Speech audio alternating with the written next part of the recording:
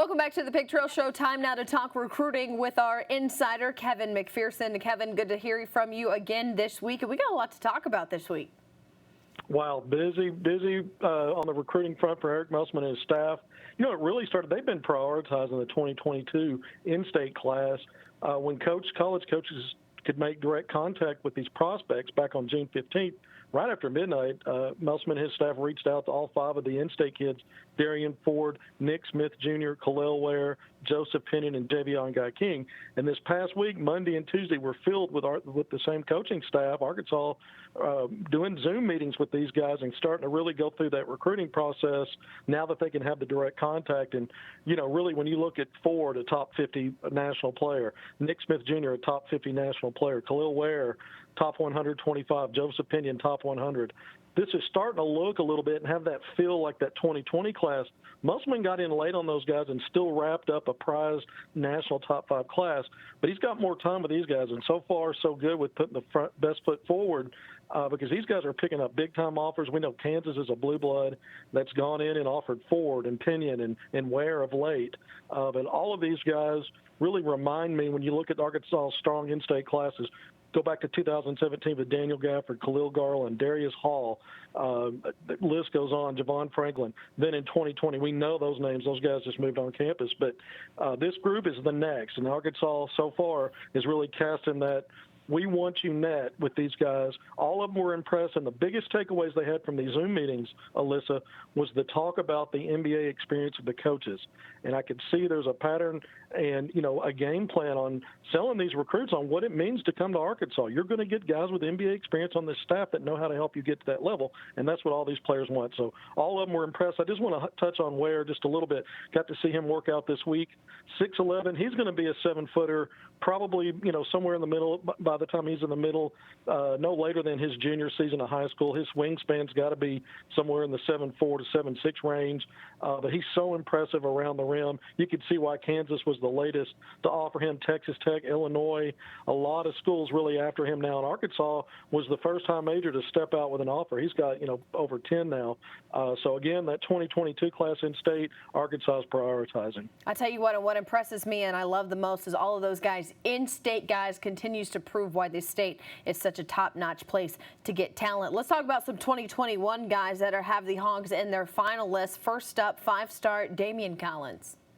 This is a guy Arkansas has been on for a while. You know, he was on campus back in October. He attended the Red-White game at Barnhill Arena. What an event that was. Nolan Richardson, Eddie Sutton, you know, the Naismith Hall of Famers. It was a big day, 80s throwback, but Damian Collins was impressed. He loved the energy of the crowd, and he talked about Musselman. So, look, I like him a lot. You know, I think he's a cool guy. So, you know, I'm not surprised that Damian Collins ranked number 22 in the nation, a 6'9", bouncy forward center. I mean, this guy's got incredible length and incredible bounce, effective around the rim, not only as a finisher but as a rim protector. But again, a 5-star guy. That's the 5th 5-star guy to put Arkansas in his among finalists. We look at Harrison Ingram. We look at J.D. Davison. We look at Kendall Brown, Langston Love. You've got a list of guys now. When I said Kendall Brown, you know, you're talking about a lot of small forward types, guys in that combo range. But Damian Collins is more of, again, closer to that not a stretch forward, but a guy that's a 4 or 5 that can play around the basket. So this is another element in when you talk about a 5-star putting Arkansas in his final 10.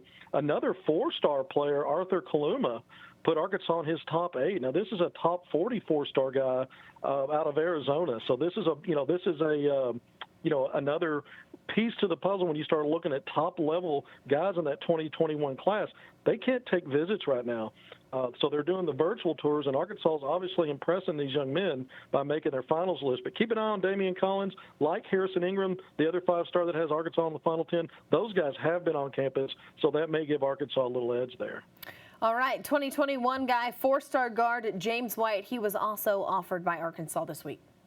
Arkansas has really been on him of late. He picked up his offer early in the week, and this is a guy to keep an eye on. 6'5" out of Conyers, Georgia, has been playing in one of the limited grassroots events that's out there. and has shown well. Here's a guy that I think Arkansas, with that offer, stepping up to really show this young man. And he's got a nice offer list. He told me he was excited to get that offer. He said it would be an honor to play for Musman and that coaching staff. So, again, that theme comes out that these prospects being impressed with Arkansas's coaching staff. Another player that Arkansas offered was 2022 four-star forward Colin Smith. I keep bringing up Harrison Ingram's name. He's teammates with Ingram at Dallas St. Mark's. So there's a connection there. But Colin Smith, 6'7", versatile, small forward wing. He was actually on his Zoom call with Arkansas when he texted me to say they offered him. So I tweeted that out, broke that news on Twitter while he was still on his Zoom call. So I thought that was kind of neat. And then you've got another offer just a few days ago, five-star guard that also out of the 2022 class, Keontae George.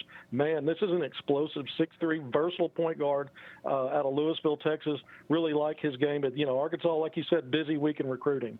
I want to ask you, Kevin, when you look at these guys and their statuses, 5-star, 4-star, these are guys that Arkansas is drawing attention to, and they might not get all of them, obviously. I don't think that's possible, but the fact that you've got 4-star and 5-star recruits interested in Arkansas only bodes well for Musselman in the future of this program. No doubt about it. And you start looking at it, when you make the final list, your name is out there. It continues to get, cycled into that news cycle because you've got national recruiting analysts, because they're 5-stars, really pumping the info, the recruiting info on these guys. And there's Arkansas listed among the finalists. So I think in year 2 of Eric Musselman, when you look at what he's done in recruiting with that 2020 class, now they were in-state guys, but all top 100 had their pick of the litter where they could go. He rounded that class up and brought them in, really in a short recruiting cycle for him because of being hired, just last year. So I think now we're starting to see that when he can spend time with recruits and recruit them over time, he's got a lot to offer, and you're seeing that by the Hogs making these lists. Well, speaking of recruiting, David Patrick, the newest hire for Arkansas to fill that void left by Chris Crutchfield, and one of the things Musselman said this week that he loved about Coach Patrick was his recruiting ties and what he's been able to do on the recruiting trail. That's the key here, and we've talked so much just now, just in the last few minutes, about Musselman moving the bar, raising the bar in Arkansas recruiting. This is a guy that can help solidify landing some of these guys, because when you look back on it, he was the godfather of Ben Simmons, the #1 player of the country, first player taken in the 2016 draft. Yeah, there were ties there, but if you really look at what he did in recruiting, guys like Jamel Martin, Jordan Mickey, Antonio Blakeney, he was on those LSU staffs that brought those high-level players in, future NBA players. And then he goes to TCU, and Jamie Dixon takes over really the bottom feeder of the Big 12, a big-time conference. And he has a couple of help forge a couple of top 20 recruiting class as that program has moved in the top half of the Big 12 since. So you start looking at what he's done, and then he goes as a head coach to UC Riverside in 2 years, brings that program up, almost doubles its win count from when he took over, and had him in postseason play had the season continued. So this is a huge recruiting pickup for Arkansas, I think. A guy with NBA experience. He was a scout with the Houston Rockets. We just talked about his recruiting, but he's got that experience as a Division I head coach. I think they checks a lot of boxes, and that's what Musselman likes with his staff. The other thing is the familiarity. These guys worked together at LSU. They had a relationship prior to that. You look at a lot of the key pieces on Arkansas staff, a guy like Anthony Ruta, Clay Moser, the list goes on, Pat Ackerman. All these guys have worked with Musselman in the past, and I think Earl Boykins, you look at him, played for Musselman in the NBA. I think this is another piece that helps Musselman not only have a great recruiter, but it's a great fit for him. That was the biggest question during Musselman's press conference this past week was about Coach Patrick. I think the second most interesting question that everyone wanted to know was the updated status on Isaiah Joe. He's working out with the team right now at the facilities, but he's got till August 3rd to make a decision. Yeah, I talked to an NBA scout at the Western Conference this past week, and he said, look, I think this guy is probably a second-round pick, but he says if he stays in the draft, I think he's going inside that top 40. So that would be the first 10 picks of the second round. That's guaranteed contract money these days. Used to be just first-rounders got guaranteed contracts. He would be able to negotiate that and get that. Daniel Gafford did last year with the Bulls at number 38. So that's one take on it. The same scout also said, I believe Isaiah Joe can work himself into the first round by coming come back, and he can help himself actually be ready to contribute at the NBA level if he comes back. So there was two sides of that coin. He believes he'd get drafted, probably get guaranteed money in that range, but also thinks it's better for him to come back.